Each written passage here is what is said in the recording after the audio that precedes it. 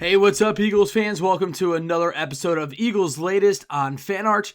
I'm your host, Cory Nidoh. Well, Jeffrey Lurie spoke at the NFL owners' meetings yesterday, and one of the biggest items of discussion was the new potential of a new stadium for the Philadelphia Eagles, a topic that we talked about a few episodes ago. Obviously, the lease does not end until 2032, but Jeffrey Lurie was asked a good amount of questions about what he thinks about a new stadium, or at the very least, some renovations. And Lurie gave some interesting answers, not totally concrete answers, if you will, but he did mention how the lease is up and the year of 2032, and he mentioned how it's a long process. He said it took about 2-3 years when they were researching for Lincoln Financial Field. Now he says their exploratory research is very much on looking at stadiums around the world and domestically. He's saying, is there something that they can learn from different new stadiums being built in the NFL, like Nashville and Washington, as the Titans and Commanders will be getting new stadiums respectively in the near future? And he mentioned if there's anything that the Eagles could take from international venues, such as in Madrid and Barcelona. So he mentioned a lot that the Eagles want to maximize fan amenities and attract the best possible environment for Philadelphia. I think one of the more eyebrow-raising answers was the fact that he didn't 100% commit that the stadium would stay in South Philadelphia, in the stadium complex, or in Philadelphia. He said whatever is best for the fans. We really don't go on a geographical basis. It's whatever is best for the fans. Now, Jimmy Kempski of the Philly Voice did a great article kind of outlining all the answers that Jeffrey Lurie gave. I'll be honest, it'll be really tough to envision a stadium for the Philadelphia Eagles not in Philadelphia. I don't really know what other proposed cities, towns that a stadium would be a good fit in. Obviously, we've been seeing some stadiums move. Kansas City is moving to Kansas. They've been in Missouri for a long time, and it seems like the Chicago Bears might actually leave Chicago and head into the northwest corner of Indiana. So it certainly isn't something that would be unique, but not having the Philadelphia Eagles in Philadelphia would certainly be quite odd, to say the least. So stadium talks continuing to pick up a little bit. Again, the lease doesn't end until 2032, but as Lurie mentioned, it does take a couple of years just to do the research, just to do the due diligence and generating the funding and the momentum to potentially move the stadium outside of the city limits. So we'll see what happens. Again, we talked about it, how maybe Lurie really wants the Eagles to be able to host a Super Bowl, host an NCAA Final Four. Personally, that's not a big deal to me. I don't know about you, but I mean, you can go check out the Final Four, or you could check out NCAA college games at Xfinity Mobile Arena. Philadelphia just hosted a first round of games this year. The likeliness that the Eagles play at home the same year that they play the Super Bowl would be highly unlikely, but it's not impossible. I just don't know if that's really that important to fans when Jeffrey Lurie is talking about whatever is best for Philadelphia Eagles fans. So we'll have to continue to keep an eye on it. Obviously, we're years out, but certainly there does seem to be some steam behind the conversation. Now, moving forward, Brandon Graham took to his Instagram yesterday and mentioned that he was going to have an announcement on his future plans. Now, nothing has been posted since. Not entirely sure what happened, but BG did take to social media announcing that there was going to be a press conference of some sorts to kind of detail what his next move is. At the end of the season, he said that he would be welcoming a return to Philadelphia, and it seems like the front office also seemed rather open to a return to the team for one more season. So we'll see what happens, what transpires. Brandon Graham obviously retired and then unretired, came back and kind of helped the Eagles. Defense, again, you're not going to get a ton of snaps from BG, but you're going to get a guy who is beloved in that locker room, a guy that can still provide some juice with, 10 to 15 snaps.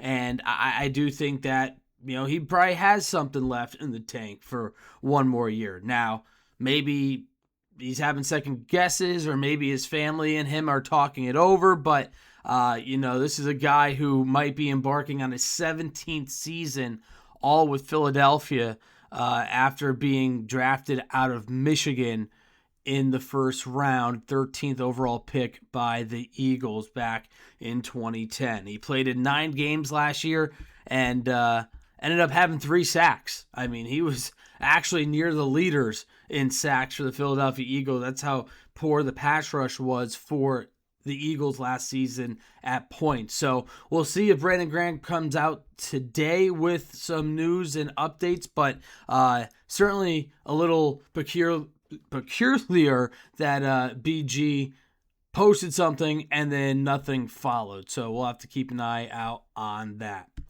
Back to some draft prospect talk now. Some under the radar top 30 visits that have been reported over the last week for the Philadelphia Eagles includes 2 offensive line prospects that would probably be day 3 targets for the Eagles. Now, we've talked about how Philadelphia definitely needs to bolster this offensive line and try and find some pieces with the possibility of Lane Johnson and Landon Dickerson retiring after the 2026 season. And Markel Bell out of Miami, a massive human, reportedly had a top 30 visit with Philadelphia. And when I say massive, folks, he is massive. 6'9", 346 pounds. I mean, you just don't find size like that very often. So he's been a really great story. He went to Cleveland Central High School in Cleveland, Mississippi. In 2022, he left the high school without a single star next to his name in terms of being a recruit. No Power 5 programs came calling his name, even though he was bigger than most college tackles, and he was left with limited exposure. So he had a couple of offers from HBCUs. He bet on himself, went the college route, went to Holmes Community College, and then just built his way up from there. Ended up going to Miami. Programs like Arkansas, Auburn, Ole Miss, Mississippi State all extended offers to him after he was ranked the number 12 JUCO prospect after a dominant season in 2023. So a little bit more about Bell. Again, 6'9". He's got 36+ inch arms. His dimensions are freakish. I mean, this is one of the biggest offensive linemen in the draft and one of the biggest offensive linemen we've seen in a while. He can latch onto defenders, which is a really big strength for him. And I think the biggest impressive number, if you will, is that he did not allow a sack over 558 pass blocking attempts, which is the headliner for Bell. Now, that happened last season. He is elite in pass blocking efficiency. He has been really solid. Ability to recover after losing initial contact is underrated. However, on the flip side, his biggest liability is his run blocking. He was below average in each of the last 2 seasons. 6'9". Yes, it's great. He's big, but it also can create a leverage disadvantage when he's trying to block defenders. If you got a nifty, agile defender who can get underneath him, that could be problematic. So that is why Markel Bell seems to be more of like a day 3 type target. Again, the size is there. There's no doubt about it. His value is without a doubt in the pass protection, but he's essentially half of a lineman right now because he just cannot block adequately. Now, It could possibly be coached up by the Philadelphia Eagles, but this is a guy that could fit the Eagles offense in certain ways, because if they are looking to pass more and run play action, well, then Bell could fit very nicely, and that is what is expected of Sean Mannion's offense. Some more passing attack, play action and all that stuff. But the running philosophy that Mannion is looking to implement in terms of a gap-oriented run game probably isn't going to really, be super great at times, but also can be pretty solid for Markel Bell, even though he struggled with blocking. So, moving him laterally will be a little bit tough.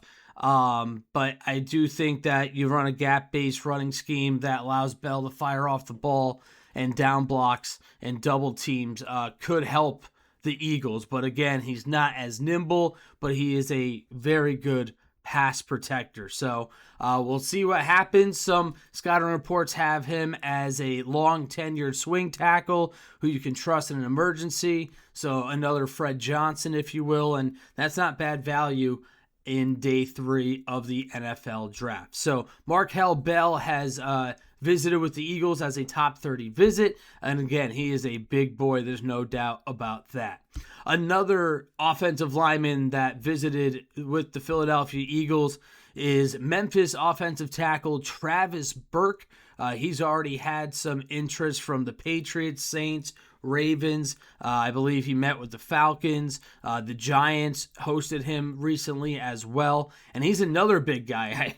I say, hey, you can't find big guys like Markel Bell. Well, Burke isn't that far off. He's 6'9", 325 pounds. The size and upside have intrigued several NFL teams.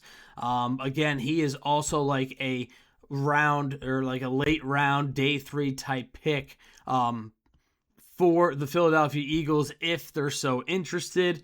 He comes out of Hollywood, Florida. He was a 3-star recruit, made 3 stops in his collegiate career, started at Gardner-Webb, went to FIU, and then closed out his career at Memphis. Made 29 starts at left tackle and 16 at right tackle, and he was a first-team All-AAC selection last season. So he's a very violent blocker. As I mentioned, there's a handful of teams that have impressed or have been impressed by Burke's ability. And again, this is another offensive lineman where he's not going to be a top guy, but he certainly could be a nice depth guy that the Eagles could kind of mold into what they need moving forward as they look to try and help build this offensive line up from the bottom again, something that the Eagles have done historically. So a couple of top 30 visits from offensive linemen to keep an eye out for as we get closer to the NFL draft.